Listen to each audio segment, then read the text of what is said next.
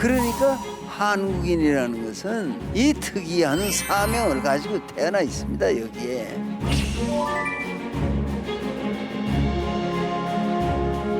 지금 경제가 나쁘고 뭐가 나쁘고 다 고생스러운 면이 많지만은 사명 때문에 대한민국은 살아야 됩니다. 대한민국의 미래는요, 세계를 움직이는 나라가 되는 데 있어요.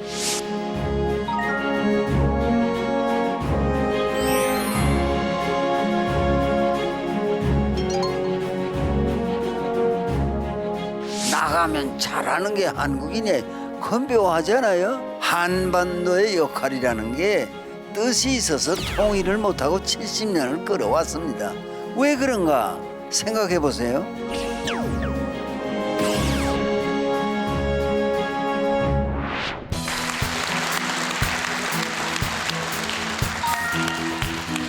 강연장에 오시느라고 추우니까 고생이 많았을 거예요. 또 나도 나이가 많은데 여기까지 오는 게 집은 가깝지만 쉬운 일은 아니었어요. 그래서 오늘 여러분을 이 자리에서 만나서 제목이 뭔가 하니 한국인, 우리는 누구인가, 그런 주제입니다. 개인을 얘기하기는 쉬운데 한국인 전체를 얘기한다는 것은 참 어려운 일입니다. 사실은 나 자신, 한국인 나는 누구인가, 그거는 조금 더 쉽지만은 한국인 전체를 얘기하려니까 생각을 크게 해볼 수밖에 없는 거예요. 한국인은 어떤 사람인가, 그런 걸. 근데 생각을 깊이 한 사람들이 우리 앞에 있었잖아요. 우리는 생각이 짧지만은 생각을 깊게 하는 이들이 있었습니다. 그러니까 그 생각이 깊은 분들이 우리 역사에 큰 영향을 미친 거죠. 그러면 대표적인 인물이 누구겠는가 그러면, 물론 태어나기는 인도에서 태어났지만은 석가 같은 분이 생각이 굉장히 깊은 분이었죠. 그러니까 뭐 불교 신자건 아니건 그 석가의 생각에 영향을 많이 받은 게 한국인입니다. 그러니까 무슨 말인가 그러면 뭐 불교를 믿는 사람이건 안 믿는 사람이건 한국인 그러면 그는 석가의 생각, 깊은 생각, 거기 영향을 받은 사람들입니다. 불교에서 원효, 의상 그런 인물들이 역사 속에 태어나가지고 그이들은 한국인이니까 한국인의 생각에 많은 영향을 미쳤습니다. 그러니까 그이들은요, 어떤 분들인가 그러면 DNA가 다른 사람들이에요. 괜히들 뭐 노력하면 된다, 그건 괜히 소리죠. 노력만 해서 되지가 않아요. 노력이 필요하지만은 노력만 해서 되지 않는다는 걸 나처럼 나이가 많으면 알게 돼요. 괜히들 뭐 젊은 엄마들이 애들이 뭐 되게 하려고 애를 많이 쓰잖아요. 그러면 뭐 미국의 유명한 뭐 천재죠. 에디슨 같은 사람이, 토마스 에디슨 같은 사람이 뭐 노력하면 될 것처럼 이 얘기를 하잖아요. 본인은 천재면서 말이야, 보통 사람들을 향해서 노력하면 된다는 식으로. 왜? 천재란 1%의 영감과 99%의 노력으로 되는 것이다. 그건 토마스 에디슨이 하는 말이죠. 보통 사람이 노력을 해서 돼요? 뭐 가만 생각해 보세요. 안 돼요, 그는. 그러면 생각을 가장 크게 하는 불교의 대표적인 인물이 뭐 원효, 의상 그런 어른들이라면 그이들은 다 그저 흔한 말로는요, 그렇게 타고난 분들이에요. 그렇게 괜히 자꾸 쓸데없는 노력을 하는 사람 많잖아요. 뭐가 되겠다. 근데 이 조성진이라는 젊은 친구가 뭐 쇼팽 피아노 콩쿠르에 1등 했대잖아요. 그것도 보통 사람은 아닌 거죠. 아무나 하면은 21살에 쇼팽 콩쿠르에 가서 피아노 1등 하겠어요? 근데 그런 공연한 꿈을 가지는 사람이 많단 말이야. 쓸데도 없는데 말이야. 안 해도 되는데 말이야. 나를 포함해서 다 보통 사람들은요, 보통 살면 돼요. 뭐 굉장한 사람이 되겠다. 왜 그런 허망한 생각을 해요? 아무것도 DNA에 타고난 게 없는데 그냥 정직하게 살면서 부지런히 일하면서 학교도 뭐죠? 대낼만 학교 다니면 되는 거지. 무슨 좋은 학교에 뭐 서울에서 제일 좋은 학교에 넣어야 되겠다. 그것도 허영심 아닙니까? 그러니까 생각, 뭐 깨우치는 거 이런 게 필요한 건데 우리는 불교 신세를 많이 졌습니다. 나 자신도 불교라는 것에 영향을 많이 받고 있거든요.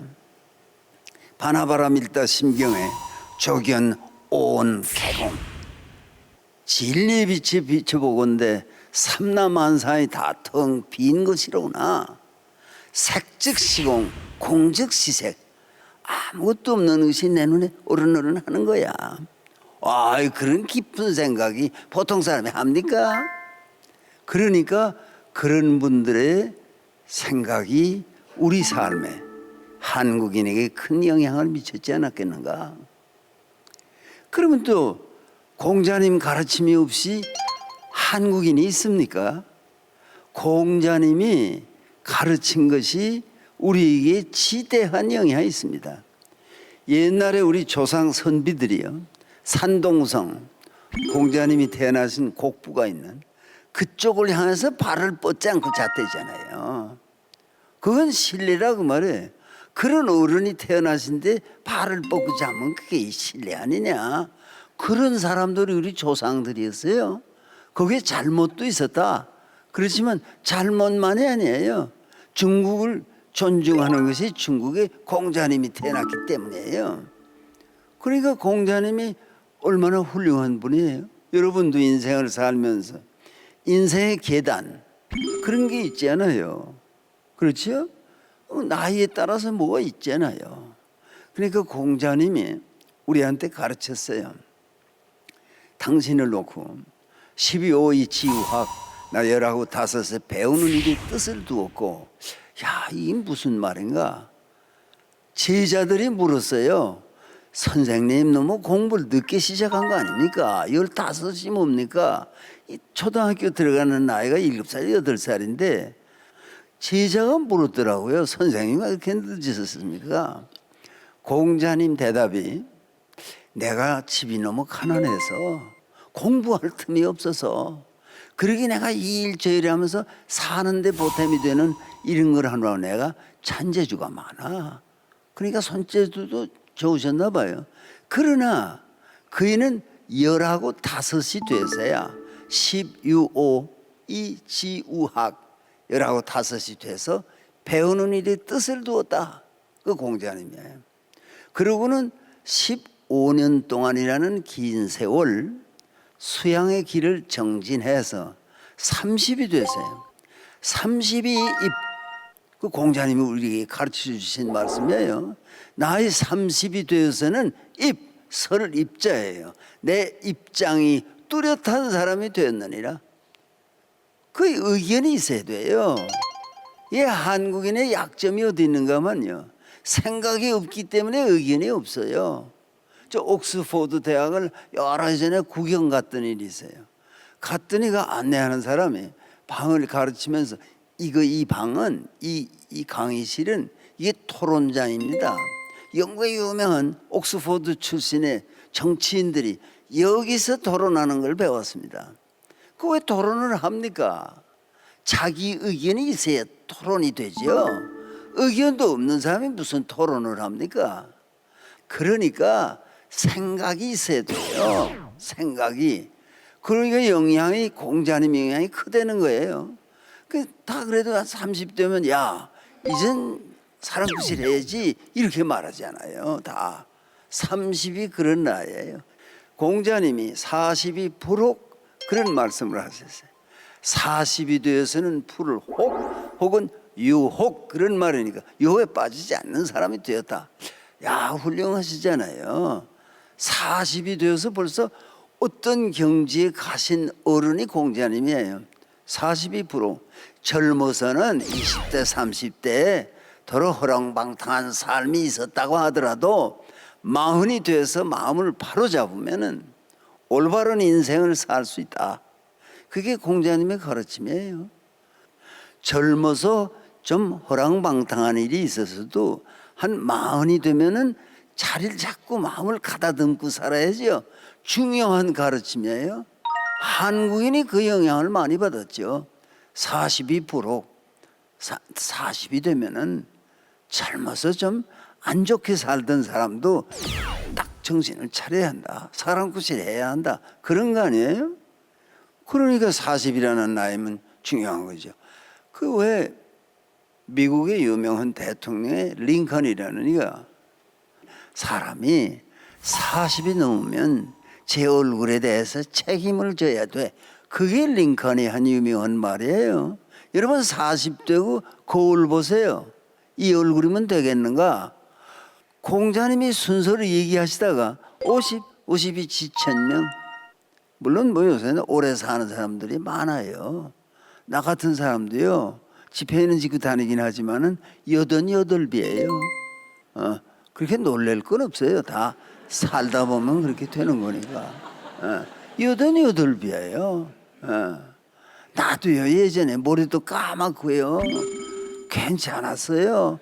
층계를 2개, 3개 꽁충꽁충 뛰어 가고요. 내려올 때도 꽁충꽁충 몇 계단씩 뛰어서 내려오고 그랬죠. 지금처럼 이렇게 지폐 지르고 조심스럽게 하나씩 그런 세상 사는 지 얼마 안 됐어요.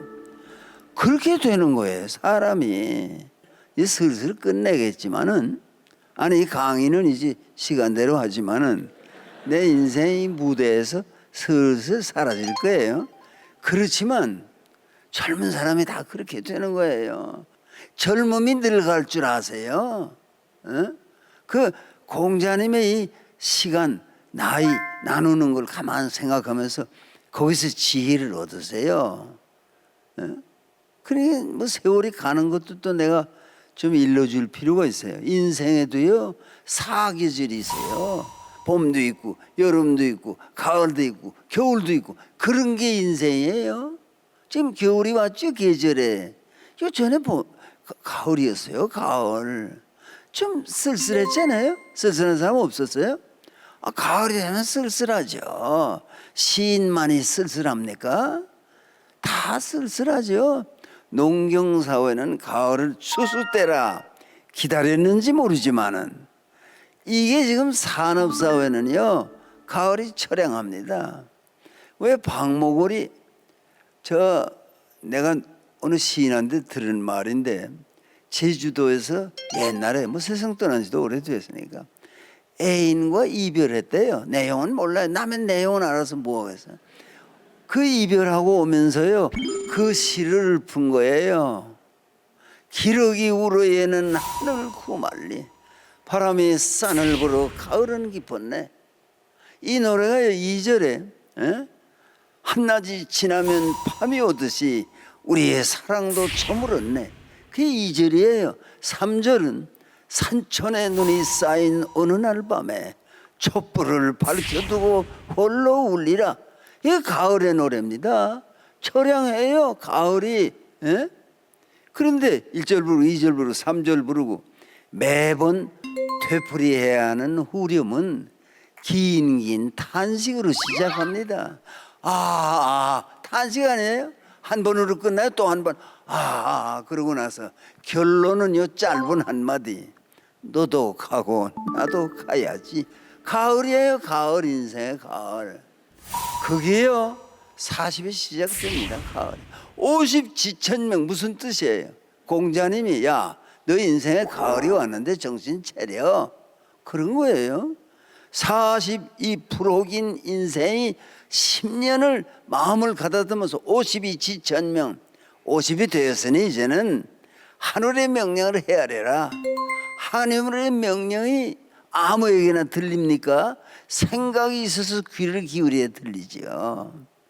그 하늘의 명령이 간단한 거 한마디예요. 50의 언덕에 가을철에 접어든 사람을 향해서 하늘이 내가 너를 불러갈 날이 멀지 않았으니 준비하도록 하여라. 끝. 뭐 설명도 없어요. 그걸 내가 겪어서 아는 거예요. 50이 지천명, 60이면 이제 겨울철에 접어들어요. 60이면 겨울입니다.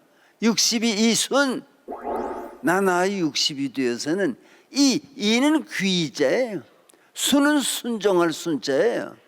남의 말에 귀를 기울일 줄도 알고 남의 뜻에 순종할 줄도 아는 그런 사람이 되었다. 여러분, 그런 시대를 바라봐야 될 거 아닙니까? 그러니까 이 공자님이 영향이 큰 거예요. 여러분에게 그런 걸 가르쳐 주신 거예요. 그러면 마지막 한 구절이 뭔가 아니에요. 공자님은 70이 종심소욕 불유구예요. 나이 70이 되어서는 종심소욕, 마음에 원하는 대로 행동해도 불유구, 법의 테두리를 벗어나는 일이 없다. 야, 공자님 멋있어요. 70, 2, 3세까지 사셨어요. 그 70이 되니까 그게 무슨 뜻인지 아세요? 70이 되어서는 하고 싶은 대로 해도 법의 테두리를 벗어나지 않는다 하는 뜻의 배후에는 젊어서는 이렇게 하고 싶은데 마음에는 자꾸 하고 싶은데 그래서는 안 되지. 그래서 안 한 일이 많다 말이에요. 여러분들 이제 살면서 반성해 보세요. 제대로 인생길을 간 사람은 무슨 유혹이 있거나 그런 걸 다 물리치고 하고 싶은 일을 참고 견디는 거지, 하고 싶은 대로 다 하면 이 자리에 없어요. 사람이 그런 겁니다. 절제할 줄도 알고 이래야 되는데 70이 되니까 공자님 말씀이 법에 어긋나는 일은 하고 싶지 않아서 안 한다. 그거 아주 속이 시원해져요. 그렇구나. 공자님도 그렇구나. 얼마나 우리에게 많은 위로가 됩니까? 세월이요 빨리 가요. 그러니까 봄만 좋은 건 아니잖아요. 봄에는 얼어붙은 대지를 헤치고 꽃이 피어나요. 좋은 계절이죠.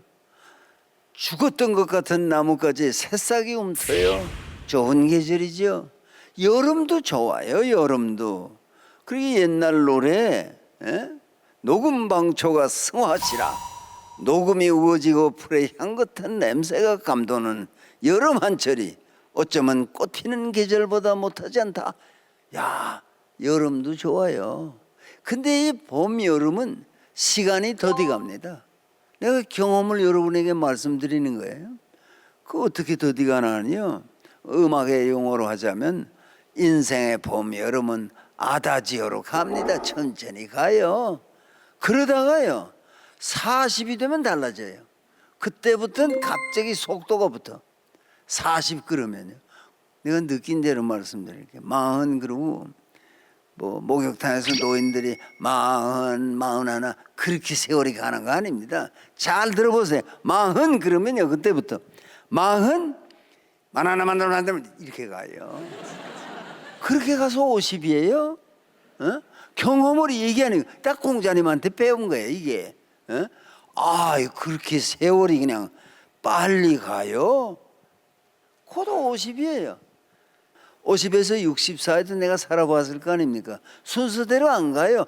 빨리 가거나 순서대로 안 해요. 50 이듬해 55 그 이듬해 56, 7, 8이 어디 있어요? 50, 55, 60 회갑됐어요. 그걸 겪으면서 깨달은 거예요. 그러니까 내가 여러분에게 한마디 해줄 자격은 있어요. 여러분, 손기정 선수는요 그 마라톤에서, 이 베를린 마라톤에서 우승했잖아요. 근데 말년에 연세가 많이 돼, 아마 90 다 됐었는가, 우리 집에 한번 오셨어요 저녁에. 근데 2층 계단으로 못 올라가시더라고요. 잘 힘들어 하시더라고요. 야, 마라톤을 그때 42km 195m를 2시간에 20몇 분인가 달린 그런 다리가 말이에요. 나이 드니까 어쩔 수가 없는 거예요. 그러니까 괜히 아이고 왜 이렇게 돼서 이렇게 돼요. 그런 거지 인생이. 그걸 알고 지내자고 말이야. 알고. 그러니까 이제 그러면 50, 55, 60 이렇게 됐으면 60, 70 사이는 그것도 내가 살아봤으니까 알 거 아니에요. 60, 70 사이에는 65도 없습니다. 60에선 70으로 직행하는 게 인생이에요. 60, 벌써 70이냐? 70도 지내봤잖아요. 근데 한문 글자에 일순간 그런 말이 있어요. 눈 한 번 깜빡하면 1년 쓸까? 몇 번 깜빡했더니요. 80 넘어 88 됐어요. 요새 뭐 오래 사는 사람들이 있지만 88세까지 사는 것도 힘듭니다. 몰라서 그렇지. 공자님이 훌륭해요. 그러니까요. 나는 이렇게들 앉았다가 공자님이 들어오시거나 부처님이 들어오시면 앉았다 일어나겠어요. 고맙습니다. 인사하려고. 공자님이 벼슬을 제대로 못 하셨어요. 그렇게 그 제자를 사랑했지만은 제자를 출세시키지 못했어요. 공자님은 자신도 출세 못했어요. 받아지지가 않아. 그래서 그냥 고향에 와서 또 제자들을 가르치다가 세상을 떠나셨지만은 그 마국간에서 일하는 모습이 말이에요. 선생님, 마국간에 불이 났었습니다. 그러면 공자님이 그러면 말이 몇 마리나 타 죽었냐? 이걸 묻는 사람이 아니에요. 마국간에 불이 났다는데 공자님이 첫 마디가 사람 다친 거 없냐? 사람 다친 거 없냐? 그게 공자님이에요. 훌륭한 분 아니에요? 근데 그런 분이 들어오시는데 그냥 앉아 있어요. 내가 다리가 좀 아파도 일어날 거예요. 오시면 일어납니다. 공자님의 제자, 얼마나 훌륭한 사람들이에요. 뭐 퇴계, 율곡, 그런 분들이 그 공자님의 가르침 속에서 이 세상에 태어난 거 아닙니까? 그만한 인물이 된 거 아닙니까? 공자님 덕분에. 그러니까 율곡 선생의 10만 양병설을 주장하지 않았으면요 이순신 장군이 없습니다. 조정에 그런 그 상신설을 올린 거예요. 이게 지금 군대를 양성을 해야 됩니다. 10만 군대가 필요합니다. 일본 놈이 쳐들어올 가능성이 있습니다. 조정에서 준비 못했어요. 의견이 갈리고 그래가지고 또 뭐 정사 부사를 일본에 보내도요 돌아와서 이 의견이 달라요. 그 정사는 황정사는 일본이 쳐들어올 가능성이 많습니다. 그렇게 와서 고해 바쳤는데 이 부사로 갔던 김신, 김성일은 말이에요. 아니 내가 도요토미 히데요시도 만나봤는데 그 사람 관상을 보니까 잿내비 원숭이처럼 생겼더라. 그런 놈이 뭘 합니까? 걱정 마시죠. 이렇게 하니까 임금님은 뭐가 듣기 좋아요? 걱정할 거 없어요. 그게 듣기 좋죠. 준비 안 했어요. 율곡이 그렇게 10만 양병설을 주장했을 때 귀담아 들으는 젊은 충무공, 뒤에 충무공이지만 이순신이라는 사람이 일본이 온다. 준비해야 되겠구나. 하늘이 낸 사람 아니면 그렇게 못 됩니다. 그 얼마나 고생스럽게 인생을 사셨어요. 벼슬도요 무관이지만은 무인이지만은 오래 걸렸습니다. 벼슬 한 자리 하는데 승진이 빠르지도 않아요. 유능한 사람인데 또 한 검 올라갔다가 또 반대가 많아서 빵꾸당하는 적도 있어요. 그 얼마나 억울하겠어요. 마음속에. 그 이순신 장군은요 아니 전쟁터에 나가서 승리하면은 요 고자질하는 놈들이 말이야 얼마나 많은가 하면은 이 백성이요 머리가 좋은 반면에 고자질 이런 걸 잘해요. 중상모략의 명인들이에요. 여러분 남이 장군이 왜 그렇게 젊어서 죽었는지 아시죠? 남이 장군이요 태종의 외손입니다. 문벌도 좋아요. 승승장구했습니다. 또 20대 장군이 되어 이시애의 난을 탕평하고 한 시대의 위인입니다. 가슴 속에 포부가 대단해요. 시한수를 읊었습니다. 남이 장군이 백두산성 마도진, 백두산의 그 많은 돌은 나 다 내 칼을 갈아서 달아 없어지게 하고, 두만강수 음마모, 두만강물은 다 내 말을 먹여서 그 물이 마르게 하겠다. 아, 사내의 포부입니다. 남아 20미평국, 사내가 20살이 되어도 나라를 평정하지 못했다면 후세 수칭 대장부, 후세에 누가 저를 일컬어 대장부라 할까? 야, 사내가 말이야, 그런 사람이 그 북방 경계를 맡아서 했으면요, 영토도 좀 더 만주 땅으로 갔을 겁니다. 그걸 못하는 거예요. 그걸 왜? 중상모략에 걸리는 거예요. 중상모략. 그래서 글쎄 남이 장군이 말이요, 무슨 중상에 걸리는가 하니, 이제 남이 장군이 읊은 그 통쾌한 시의 셋째 줄에 남아 20미평국, 사내가 20살이 되어도 나라를 평정하지 못했다면, 거기에 평정이라는 그 평자를 그걸 도려내고 그 시에다가 오들 득자를 쓴 놈이 제 머리는 좋은 거죠. 중상모략에 거는 거예요. 이 시를 보시옵소서. 저 남이라는 자가 남아 20미 듣고 가였으니 저놈이 장차 나라를 제 손에 넣으려는 위험천만한 놈으로 알아요. 이게 그러면 조사위원회를 내서 하자 이래야 될 거 아닙니까? 그거 안 했어요. 그거 안 하고 남이 장군이 중상모략에 걸려서요, 그냥 처형됐습니다. 목을 쳤어요. 때 나이가 27살. 야, 이 나라가 그래서 이 고생을 해요. 그래도 이순신 같은 인물이 나오는데, 이순신 장군이 없었으면요, 아, 임진왜란에 이 나라가 끝났죠. 명량해전에 2번 백의종군했습니다. 얼마나 심중이 괴롭겠어요. 백의종군은요, 사형 그 다음 가는 중형입니다. 그러면 장군을 별을 다 떼고 쫄병이 돼서 나가라는데 그 어떤 사람이 나갑니까? 나 자살하면 하지 안 된다. 그러겠지만 이순신 장군은 백의종군 하여라. 네, 백의종군한테 2번 하셨어요. 백의종군을 말이야. 2번째 할 때는요, 충무공이 효성이 지극한 분이었습니다. 근데 어머님이 세상 떠났어요. 너무 심중이 괴로우니까 난중일기에 나는 죽고 싶다, 그렇게 토로하실 만큼 괴로운 심정으로 나갔습니다. 근데 그때사 조정에선 잘못 판단한 걸 깨닫고 다시 이순신 장군에게 삼도수군 통제사의 자리를 드리고 지휘봉을 드렸습니다. 그럼 보통 사람은 이거 안 됩니다. 이제 와서 무슨 부탁이 이런 게 있습니까?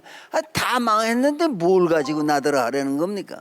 이순신 장군이요, 하늘이 낸 분이라는 게 확실해요. 그 장계 한 장, 그게 상신서지요.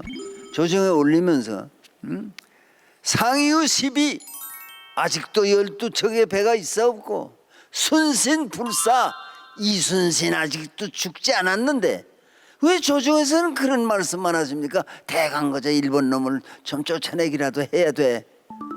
이걸 선멸을 해죠. 그러고 명량해전에 나가서 그 12척의 배를 가지고 일본 200척 있었어요 그때.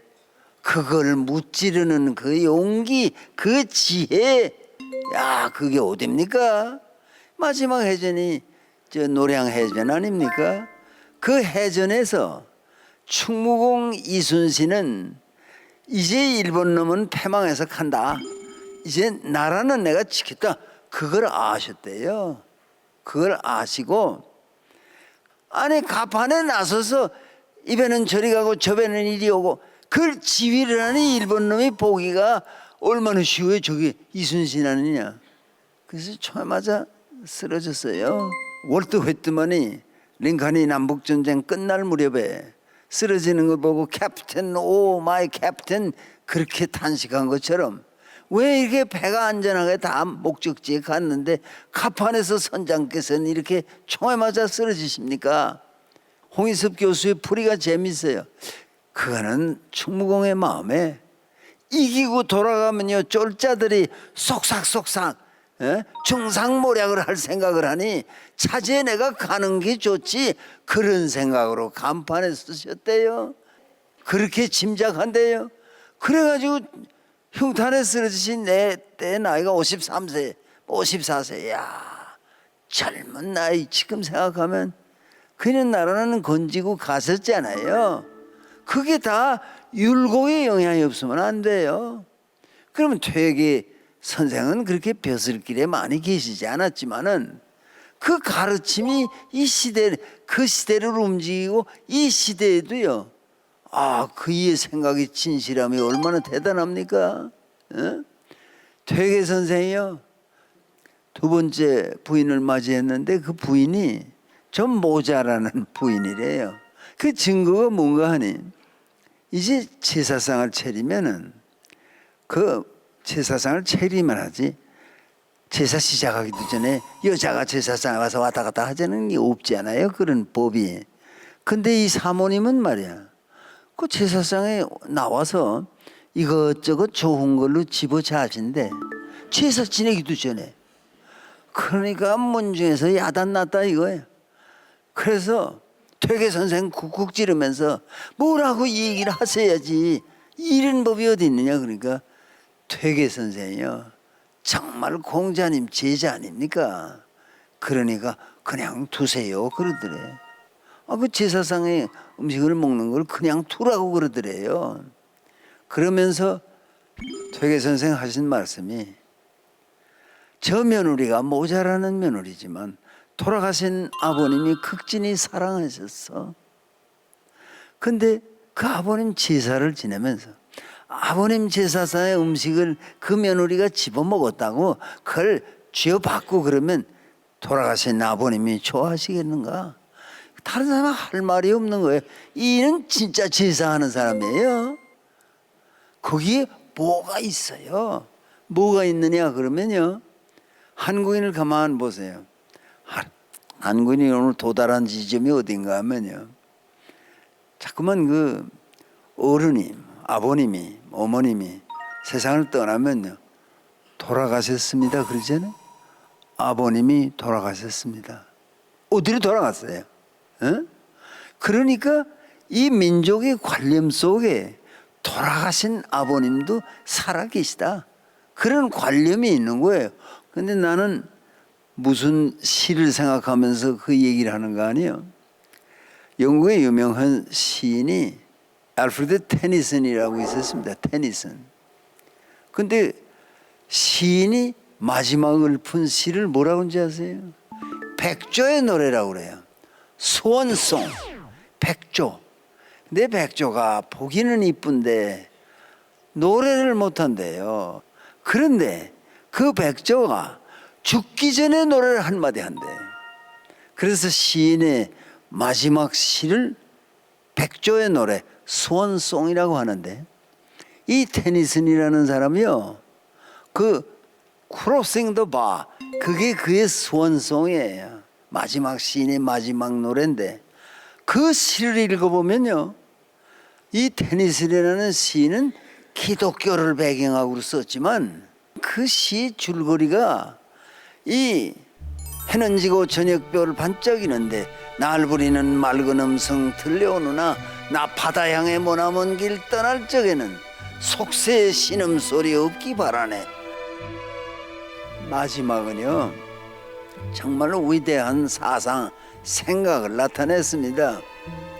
시간과 공간의 한계를 넘어 파도는 나를 멀리 싣고 갈지나 나 주님 배우리, 직접 배우리. 하늘나라 그 항구에 다다랐을 때, 야, 멋있어요. 그렇게 형태는 못했지만 우리 조상들이 말이야, 제사라는 걸 중요시했다는 건 그런 거 아닙니까? 지금이요, 단기 4350년쯤 돼가 48년 뭐 이렇게 됐을 거예요, 올해가. 그것은 정치가 시작되고 그렇게 된 거죠. 어쨌거나 4300 뭐 몇십 년 전에 조상들이 이 땅에 살면서 문화 생활을 시작했습니다. 그런데 일본 놈은 말이에요. 한국에 뭐 구석기 시대가 없는 것처럼 얘기했습니다. 한국인은 여기 온 지 한반도에 온 지 얼마 안 되는 것처럼.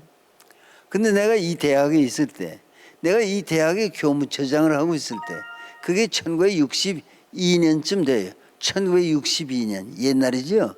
뭐 샘플하고 뭐 누가 그 고고학을 학자들이 박사 논문을 쓰기 위해서 한국에 오면서 금강유역에 말이야, 에? 거기에 반드시 구석기 시대의 문명의 흔적이 있을 것이다. 한번 그 구석기 시대에 발굴하고 싶다. 그래서 그가 학교에 이 방을 하나 드리고 그 두 분에게, 그리고 그것이 금강유역의 공주 뭐 석장리, 그런데 석장리 거기 발굴을 시작을 했어요. 그래서 이 학교에 지금 세상 떠났지만 손보기 교수라는 그 아주 또 국사에 아주 능통한 이가 있어요. 그이가 그이들하고 같이 학생들을 거느리고 발굴 작업을 해서 이 학교의 구석기 시대의 유물이 그 박물관에 많습니다. 그때 다 찾아낸 거예요. 그러니까 뭐 몇십만 년을 거슬러 올라가는 거예요. 이 한반도가 말이야 오래됐습니다. 뭐 10만 년은 사람들이 살았을 것이다 그래요. 오래됐습니다. 여기 우리 조상들이 사는지 어디서 왔느냐, 뭐 중앙아시아에서 출발해서 여기까지 뭐 우랄 알타이 산맥을 거쳐서 왔을 것이다. 아직도 확실하게 추적은 못했지만은 뭐 여기에 자연 발생적으로 있는 건 아니잖아요. 인류의 조상이 다 한반도에서 생긴 건 아니니까. 그런데 우리의 문명이 중국을 거쳐서 왔다. 이제 우리 불교도요, 중국을 통해서 왔기 때문에 한자, 산스크리트로 돼 있지 않고 한자로 돼 있잖아요. 그러니까 팔만대장경이 한자로 돼 있죠. 우리 뭐 사서삼경은 다 한문으로 돼 있잖아요. 그런데 야, 이 민족이 또 특이한 게요, 한글을 가지고 나오는 거예요. 세종대왕이 한글을 만드신 것이 이 역사 전체 큰일입니다. 그러니까 한자, 그건 오랜 역사 속에서 됐잖아요. 뭐 영어의 알파벳, 그것도 뭐 연어는 들어있고 뭐 라틴어의 뭐 이런 알파벳하고 영향은 받았지만 오래됐어요. 그것도. 이 한글은요, 세종대왕이 창제하셨어요. 만드셨어요. 그리고요, 김석연이라는 분이 한글을 연구해서 저 뉴욕에서 말이야, 유니버시티 오브 로체스터인가 어디서 박사학위 받았어요. 훈민정음 연구에서. 그래서 그 심사하는 교수들이 다, 아니 어쩌면 이렇게 문자가 과학적으로 돼 있느냐, 뭐 발성법, 성음악 이걸 다 감안해 가지고 된 한글을 가진 나라입니다 이게. 그러니까 한국인이라는 것은 이 특이한 사명을 가지고 태어나 있습니다 여기에. 그런데 이 민족이 말이야 70년 동안 아니 남북이 갈라져 있다는 게 이게 말이 되느냐, 거기에도 무슨 뜻이 있는 것 같아요. 나는 우리들 한국인 우리들이 누구냐, 근데 한국을 놓고 비관적인 사람이 많아요. 뭐 그래도 몰라요 이 중에 어떤 인물이 나올지. 여러분 뭐 절대로 나는 안 될 거야 그러지 마세요. 여러분 중에 누가 나올지 몰라요. 그게 이 민주주의의 묘미예요. 일본하고 한국이 뭐가 다릅니까? 한국은 영어 표현에 모빌리티 업워드, 위를 향해서 갈 수 있는 사회예요. 대학 일본 사람은요, 소바집, 그 국수집 말이에요, 소바 하는 사람이에요. 300년 소바만 해. 조상 때부터. 우린 그렇게 안 해요. 훌륭한 목수일수록요, 자기 아들이 목수 공부하려고 하면, 야 이 새끼야 너는 목수하면 안 돼, 너는 대학에 가야지, 이러는 나라가 우리나라밖에 없어요. 한국은요 서양 대학하고 다릅니다. 서양 대학은 그 대학을 상아탑, 아이보리타와 그래요. 한국의 대학은 지금은 그 누명을 벗었지만 뭐라고 하는지 알아요? 우골탑이라고 그래. 소벽탑으로 만든 탑이 대학, 한국의 대학이라고. 왜? 그 집에요, 땅 팔고 끝에 가서 소 팔아서 대학 등록금 대서 그 사람들이 오늘 한국으로 움직이는 거 아닙니까? 일본에 그런 사람이 어디 있어요? 그래서 숯 굽는 사람은 평생 숯 굽는 아들한테도 그거 가르치고, 에? 분 만드는 사람 그거, 목 마르는 사람 그거만 해요 한평생. 에? 한국은요 안 그래요. 내가 아는 친구 하나 통영사 하는데 그 이 대학 출신이에요. 한번 버스를 타고 같이 가면서 선생님, 제 아버지가 그냥 그 집에 돈이 없어서 그저 논밭만 다 팔아가지고 저를 대학을 보냈습니다. 근데 무슨 계리사 시험에 합격해서 계리사예요 그 지역에. 그리고 통영시장 출마하려고 그런다고 그래요. 그 내버려뒀으면 아무것도 아니잖아요. 시골에서 뭐 농사나 지을 텐데. 야, 공부해, 대학 내가 보낼게. 뭐가 있습니까? 글쎄 할 테니까. 그것도 한 친구는요 이 대학에 경영하고 나왔대요. 그래서 뭐 큰 기업체에 취직해 있는데 이제가 나보고 그래요. 저희 아버님은 이 강남의 폐밭을 엄청나게 많이 가지고 있었습니다. 근데 어떻게 됐는데, 그러니까 그 우리 아버지가 나 대학 보내느라고 다 팔았어요. 에? 그거 가지고 있었으면 앉아서 큰 부자 됐을 건데. 근데 그 아버지가요 자기 보고 그런데, 야 이놈아, 대학을 나와서야지. 에? 아니 배밭이나 지키고 앉아서 땅이나 팔아먹고 그런 사람 되겠어? 한국 아버지는 달라요. 근데 이 똑똑한 국민이, 아니 베트남이 뭐 똑똑하지 않다는 거야. 다 분단됐다 통일되는데 우리만 못하고 이게 뭐냐? 에? 그러지 않아요? 뜻이 있죠. 뜻이 있습니다. 한반도의 역할이라는 게 뜻이 있어서 통일을 못하고 70년을 끌어왔습니다. 왜 그런가 생각해 보세요. 역사라는 걸 한번 쭉 훑어보면요, 문명의 시작은 오리엔트입니다. 오리엔트. 그래서 나일 강변의 에집트 문화, 좀 동쪽으로 가면 티그리스 유프라테스 강변, 강이 둘이에요. 두 리버즈, 티그리스 유프라테스 강변의 메소포타미아 문화. 또 좀 더 동쪽으로 가면 인다스 강변의 인도 문화. 좀 더 동쪽으로 가면 우리가 익숙한 황하 유역의 중국 문화. 우리가 많이 배웠어요. 거기 많이 익숙해요. 그 문명은요 농경사회가 돼서 발전은 없습니다. 근데 바다로 가야 되는데 이제 그걸 이어받는 것이, 빛은 거기서부터 먼저 나오는 거예요.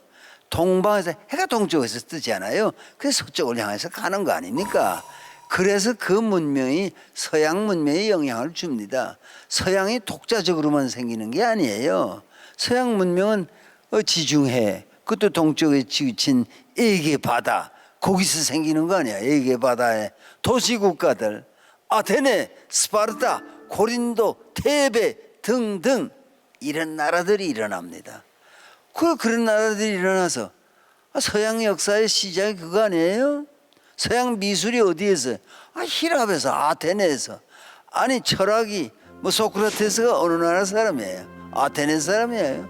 플라톤, 아리스토텔레스 다 아테네 사람이에요. 철학만이니까 문학도 유리피데스, 에스킬러스 다 극작가가 아테네에서 나왔습니다. 비나스의 여신상 누가 만들었어요? 그때 다 만들었어요. 라오콘, 그건 작자는 미상이지만은 라오콘가 인생고, 아버지 아들 다 뱀에 감겨가지고 고통을 겪는 인생고의 극치를 표시했습니다. 디스코발로스, 원반 던지는 사나이, 그거 다 조각이에요. 야, 힘찬 남성의 근육, 그걸 다 묘사했어요. 그때 다 됐어요 벌써. 그걸 다 생각하면요, 히랍 문명이 서양 문명의 기초라는 건 사실인데, 이게 전성기에 가서 아테네가 스파르타와 싸움이 붙습니다. 그 스파르타와 아테네가 싸우는데 30년 싸워요. 아테네의 유명한 재상이 페리클레스입니다. 페리클레스가 30년 통치하는 말기에 전쟁 30년을 해요. 그래서 이기는 군국주의의 스파르타가 이기지만 지중해를 오고 나갈 힘이 없어서 가라앉습니다. 지중해 시대가 히랍의 시대가 끝납니다. 그러면 문명은 이제 동쪽에서 서쪽으로 그렇게 옮겨가는 거 아니에요? 그러면 세계 지도를 보세요. 에게 바다 좀 더 서쪽으로 가서 이 지중해의 중심에 이탈리아 반도가 있습니다. 거기가 그 다음 히랍의 문명을 이어받은 데가 거기예요. 그래서 로마도 도시국가로 시작하지만 커져서 모든 길은 로마로 통한다. 그게 로마예요. 거의 유럽을 다 지배했어요. 영국까지도 지배했어요. 로마가 강대한 나라가 됐습니다. 그런데 이 강대하게 되면 반드시 분열돼요. 로마 제국도요, 결국은 동로마 제국, 서로마 제국 갈라섭니다. 서로마 제국의 수도는 오늘도 바티칸에 있는 그 로마야, 이탈리아의 로마고, 이 동로마 제국의 수도는 저 유명한 로마의 황제 콘스탄틴 대제의 이름을 받들어 콘스탄티노플, 오늘 터키의 이스탄불입니다. 그게 콘스탄티노플이에요. 터키가 점령했어요. 오스만 터크스에 망했어요. 이 서로마 제국은 게르만족에 망하고 로마의 시대가 갑니다. 로마의 시대가 가니까 어느 나라가 세냐? 이 스페인 아닙니까? 스페인. 얼마나 부를 축적했어요. 그냥 그것만 가지고 안 돼요. 1588년 영국 엘리자베스 여왕의 해군이 그걸 격침합니다. 이 스페인의 무적 함대 Invincible Armada, 그걸 격침하고 영국의 시대가 옵니다. 엘리자베스 여왕이 통치하는 영국이 유럽을 지배하고 해가 지는 때가 없다고 할 만큼 영토가 확장되고 식민지가 전 세계에 있습니다. 지금도 영국에 식민지던 나라들이 많잖아요. 인도를 비롯해서. 그런 나라가 됐어요. 그러나 그 나라도요, 이제 이 론던이 우수하던 시대가 갔어요. 한 100년 전에 벌써 끝났어요. 2차 대전, 1차 대전이 일어날 때부터 미국이 나서지 않고는 세계 문제가 해결이 안 돼요. 그래서 미국이 중요한 나라가 됩니다. 사실은 윌슨 대통령은 전쟁에 끼어들지 않으려고 노력을 많이 했습니다. 가만 상황을 보니까 미국이 나서지 않고는 유럽의 자유진영이 다 망합니다. 100만 이상의 군대가 대서양을 건너서 유럽 전선에 투입됐습니다. 1차 대전에 연합군이 이겼습니다. 1차 대전은 1914년에서 18년까지니까 그렇게 끝나고 나서부터는요, 런던보다는 와싱턴이 중요합니다. 와싱턴이 없이는 안 됩니다. 그 와싱턴이 중요한데 점점 미국도요, 중서부로 나가더니 이제 서해안이 동해안보다 더 중요한 시대가 온 거예요. 그런데 문제는 뭔가 그러면은 그 대서양이 중심인 시대가 간다 그 말입니다. 여러분의 한국인을 이해하려면 그 시대가 가는 거와 한국인이 등장하는 것이, 이것이 무슨 큰 관계가 있는 겁니다.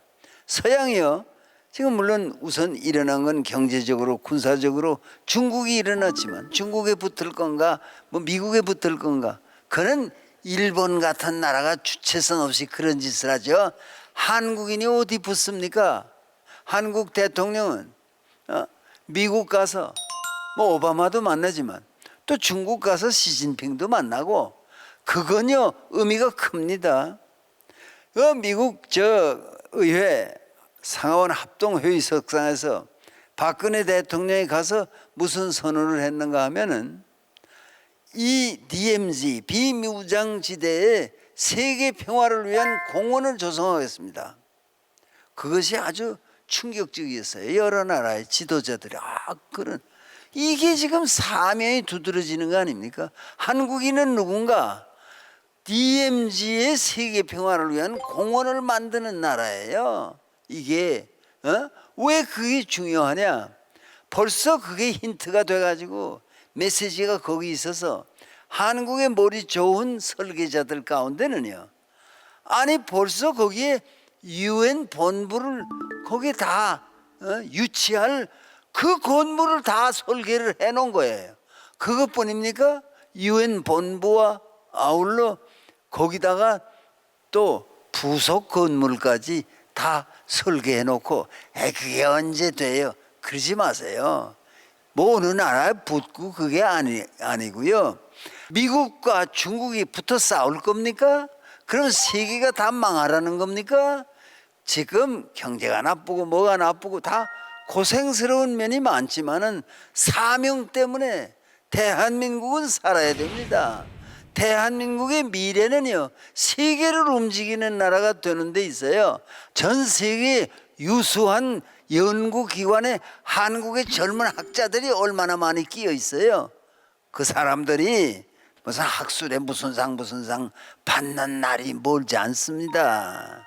한국인이요, 유대인을 능가하는 머리를 가지고 있다고 그러잖아요. 실례로 저 브라질의 상파울로에 가면요, 이 한국인만이 옷가게를 하는 거리가 있습니다.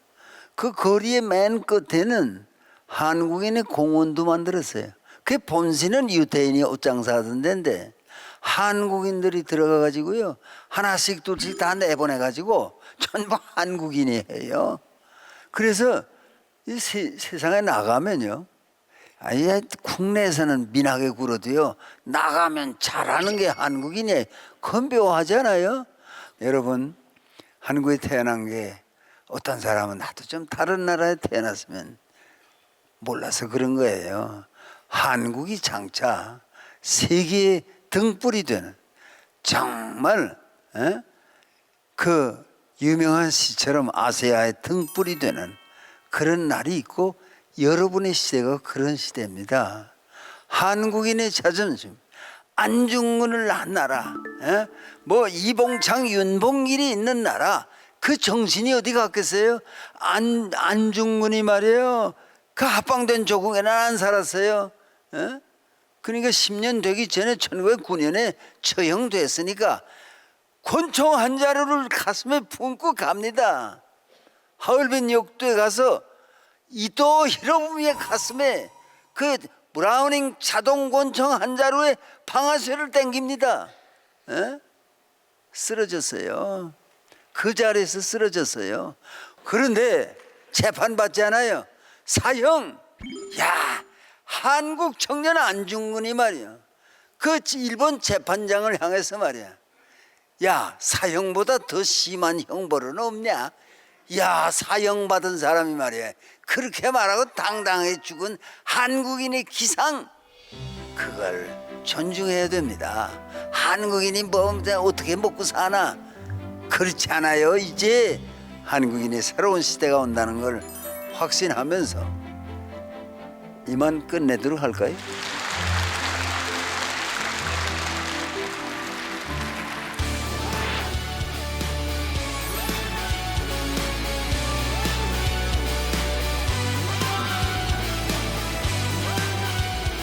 김동길 교수님께서 와서 하시니까는 또 의미도 있고 해서 와서 봤고, 우리 역사를 똑바로 볼 수 있는 그런 지혜를 주신 아주 맹강이라고 생각합니다.